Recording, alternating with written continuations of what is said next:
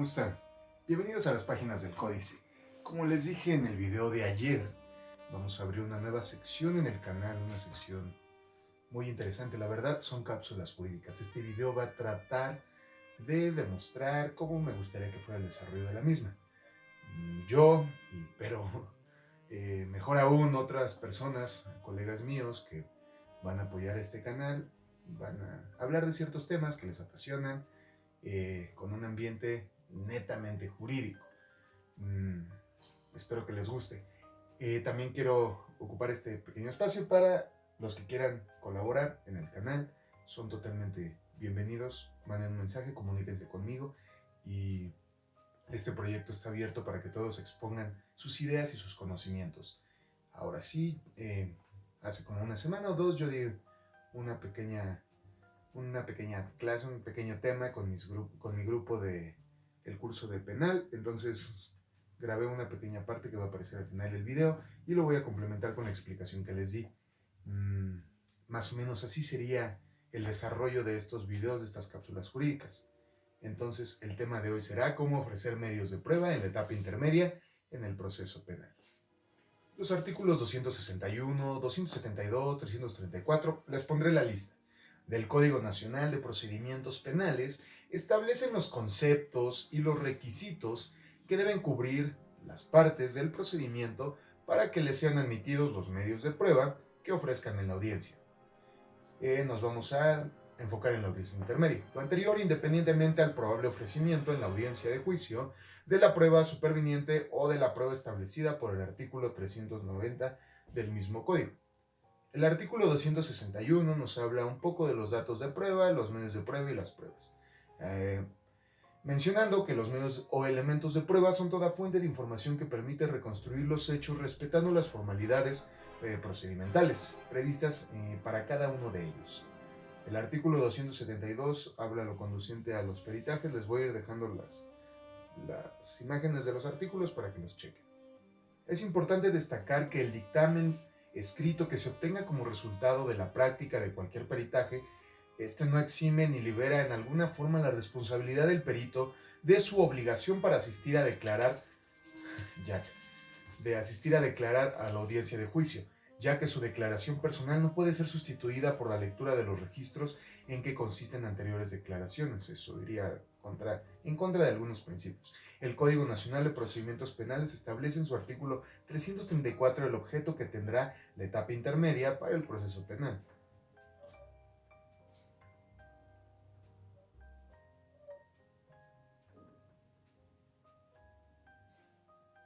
El siguiente precepto establece los requisitos que deberá contener la acusación que presente el Ministerio Público, una vez que haya sido cerrada la investigación complementaria.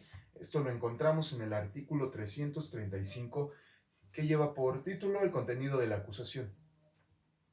Los requisitos del escrito de acusación se detallan por este numeral, el número 10, a efecto de fijar un horizonte mínimo de conocimiento para las partes en cuanto a la formulación del Ministerio Público para acusar al imputado de un determinado hecho y los elementos de convicción y razonamientos jurídicos que se basan para ello. En lo respectivo a los medios de prueba, se establece el señalamiento de los medios de prueba que el Ministerio Público pretende ofrecer, así como la prueba anticipada que se hubiese desahogado en la etapa de investigación. Es decir, esa relación de los elementos de convicción que pretende les sean admitidos por parte del juez de control al considerarlos pertinentes y útiles al referirse directa o indirectamente al objeto de la investigación y por tanto son idóneos para el esclarecimiento de los hechos, además de los medios de prueba que el Ministerio Público pretenda presentar para establecer el monto de la reparación del daño, así como los pertinentes para la individualización de la pena o, en su caso, los sustitutivos de la pena de prisión o suspensión de la misma. Es importante que la defensa conozca todas estas consideraciones, que le son aplicables igualmente a la defensa. De ahí que se puede impugnar aquel testimonio del MP para que éste plantee u oferte para la audiencia de juicio, al referir que éste declarará una teoría del caso que va a resultar imposible determinar para su pertinencia con base en sus medios probatorios. El artículo 337 nos habla sobre el descubrimiento probatorio.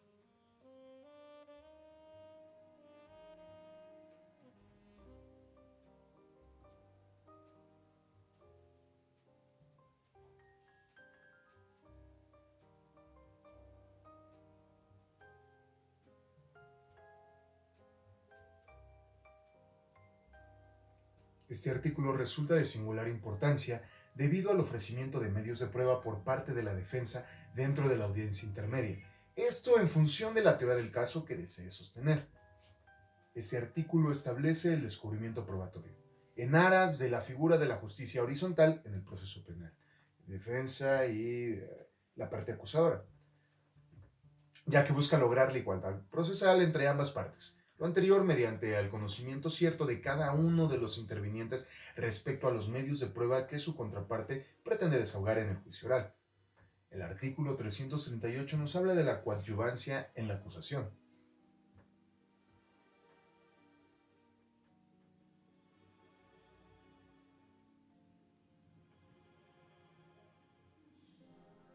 También la víctima u ofendido, así como el asesor jurídico, podrán colaborar con el Ministerio Público al ofrecimiento de medios de prueba para complementar la acusación del Ministerio Público. El artículo 340 habla de la actuación del imputado en la fase escrita de la etapa intermedia.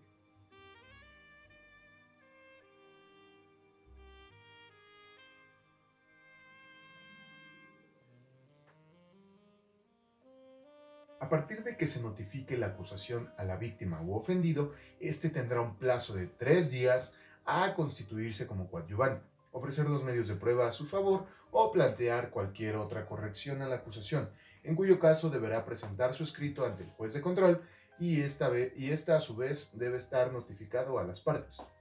El siguiente artículo del Código Nacional de Procedimientos Penales es de especial importancia en cuanto a la admisión o de los medios de prueba en audiencia intermedia, que es lo que nos importa realmente. Es el artículo 346 que habla sobre la exclusión de los medios de prueba para la audiencia.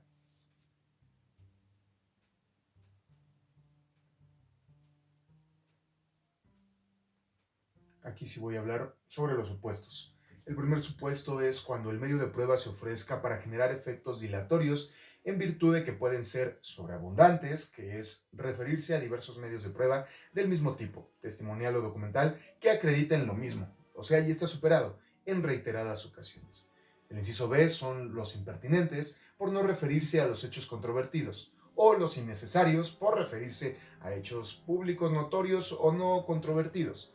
En la fracción segunda es por haberse obtenido con violación a derechos fundamentales, fracción tercera por haber sido declarados nulas o fracción cuarta por ser aquellas que contravengan las disposiciones señaladas en ese código para su desahogo.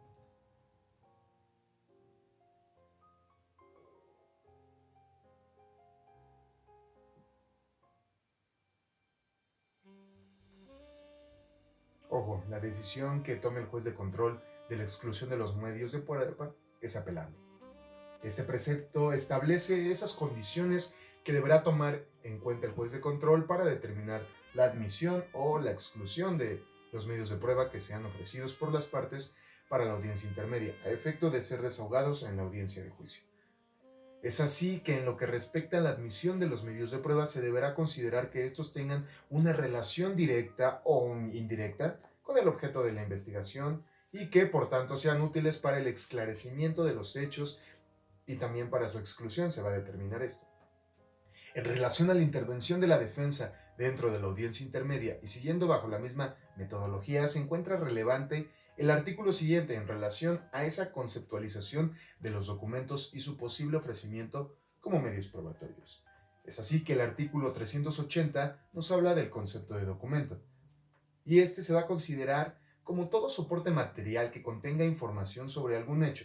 Quien cuestione la autenticidad del documento tendrá la carga de demostrar sus afirmaciones. Eso es teoría general del proceso. Ya lo verán en algún futuro. Después de esta interpretación se debe entender por documento a ese soporte material, todo soporte material que contenga información sobre algún hecho, de tal manera que dentro de esta categoría comprenden documentos públicos, privados, los impresos, fotocopias, facsímiles o fax, planos, cuadros, dibujos, fotografías, radiografías, cintas cinematográficas, microfilm, soporte informático y otras reproducciones de audio-video, la telemática en general y los demás objetos que recojan, contengan o representen algún hecho o actividad humana o su resultado. El artículo 383 nos habla de la incorporación de los medios de prueba.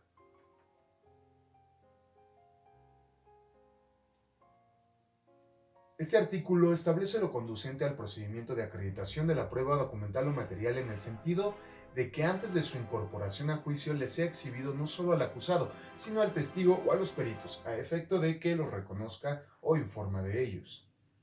El artículo 384 nos habla de la prohibición de incorporación de antecedentes procesales.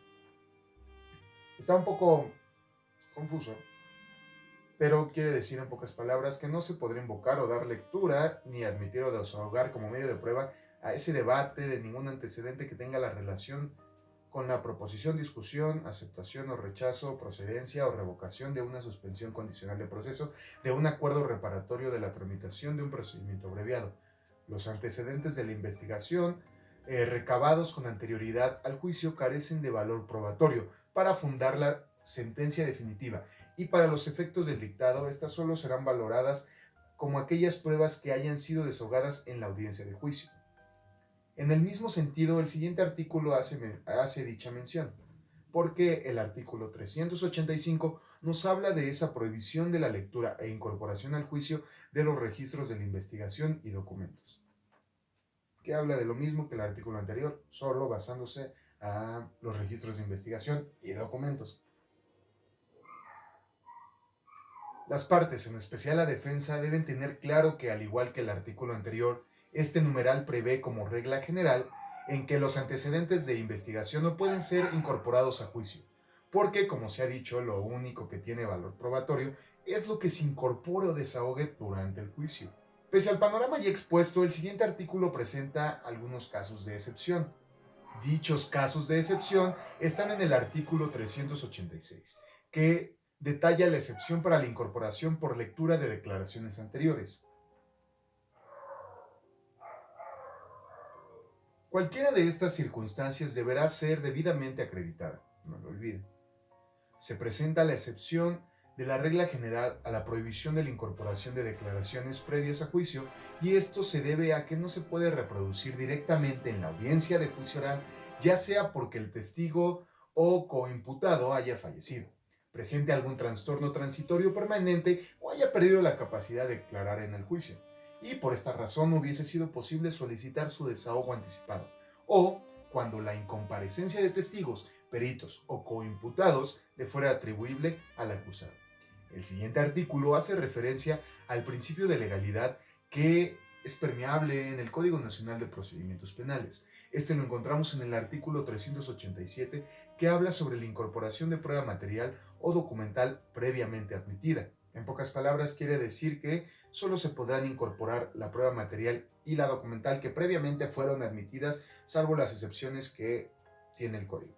Por último, y como complemento al Código Nacional de Procedimientos Penales, el mismo permite el ofrecimiento y posterior desahogo de todo tipo de prueba por parte de la defensa, ello siempre y cuando no afecte a los derechos fundamentales, tal y como se desprende del contenido del artículo siguiente. Ya saben que los legisladores, al final de que te hizo todo un apartado, mete y todo lo demás que puedas meter ahí. El artículo 388 nos habla de eso, de las otras pruebas. Además de las previstas en este código, podrán utilizarse otras pruebas cuando no afecten los derechos fundamentales. Cuando este artículo hace referencia a otras pruebas, sin embargo, no precisa que se debe entender por tales. El único requisito que señala es que no podrán utilizarse siempre y cuando no afecten derechos fundamentales. Por lo anterior, hay autores que precisan que estos pueden ser, por ejemplo, medios audiovisuales, electrónicos o computacionales, que deben adecuar su incorporación a un medio de prueba más análogo, es decir, que tenga una mejor apreciación. Pero bueno, después de todo este análisis que hicimos al Código Nacional de Procedimientos Penales, se preguntarán, ¿y cómo se ofrecen los medios de prueba en la audiencia intermedia? Aquí es donde viene un fragmento de la clase que di ese día a mis compañeros, que espero que le entiendan, porque es divertido. A no ser que yo me equivoque, los que ya tienen mayor experiencia en el litigio, pues hice un modelo de cómo ya en la audiencia intermedia se ofrece. Lo voy a leer porque no lo tengo. Bueno, ya saben, al inicio de la audiencia intermedia, el juez de control le va a pedir a las partes que se identifiquen. Posteriormente, el juez preguntará a las partes si han llegado a un acuerdo de salida alterna o a una terminación anticipada del procedimiento. Si no han llegado a un acuerdo de lo anterior, el juez de control va a preguntar si existe algún vicio formal o algún incidente que quieran declarar en ese momento. En caso de no haber, el juez de control hará a la voz MP para que presente sus medios de prueba. Un ejemplo de cómo sería en una prueba testimonial: el MP debe decir el nombre completo, domicilio, así como también el tema del cual versará la declaración en el juicio oral, y por último la forma en que será citada el juicio. Un ejemplo con mis datos sería la siguiente.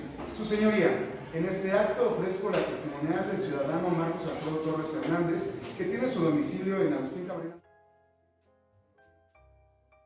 Ciudad de México, a fin de que testifique en torno a los hechos que presenció y son materias de la presente acusación. Esto es el apoderamiento del bien ajeno por parte del hoy acusado. Su forma de citación será a través de este honorable tribunal. Y en el caso de la defensa será de la misma forma, siempre aludiendo a la defensa de su cliente.